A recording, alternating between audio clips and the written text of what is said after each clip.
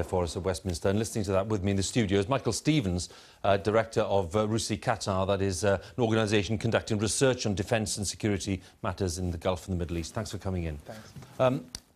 We'll come to the specifics about the hostage in a moment, if I may. Let's look at the broad picture first of all. When people talk about an effective strategy to combat Islamic State, what would an effective strategy contain? What are the elements, do you think?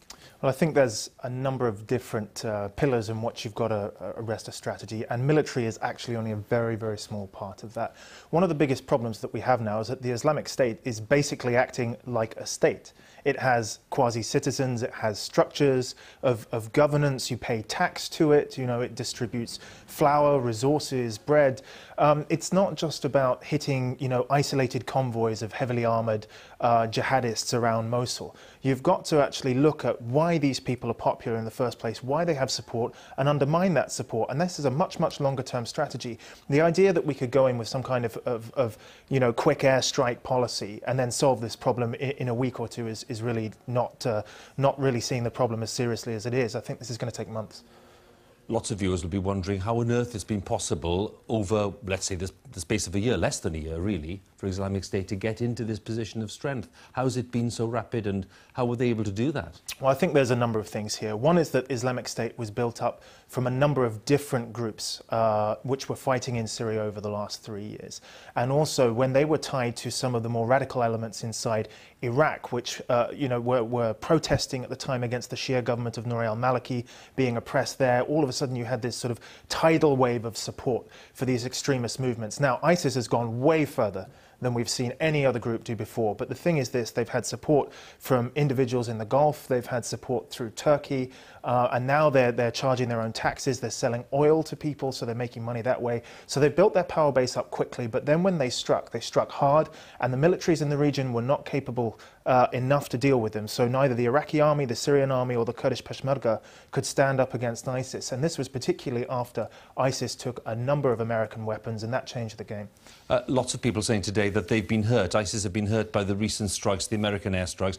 To what extent have they been hurt, and has it in any way really deflected them from what they want to do? It's like trimming the branches off a tree. So you've taken off maybe the edge of what ISIS is capable of, but you've certainly not damaged its ability to survive, to thrive.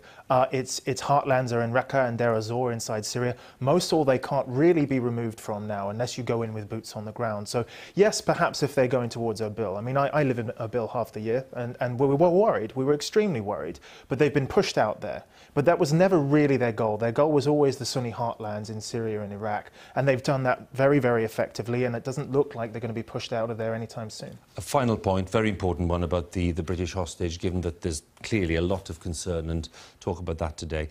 What are your thoughts on the British government's response to that, given that it traditionally has a very firm line in terms of not paying any money, not negotiating in any sense? Is that a line that they'll hold? I think so, yes.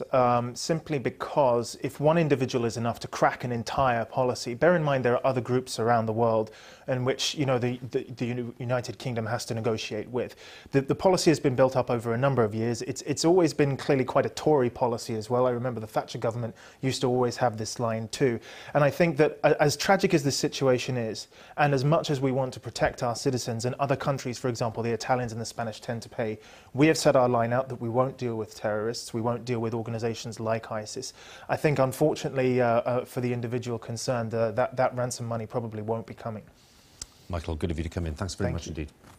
Michael Stevens there of RUSI Qatar. And by the way, later on, just turned 5:30, we'll be talking to General Sir Richard Sherriff, who's a former NATO Deputy Supreme Allied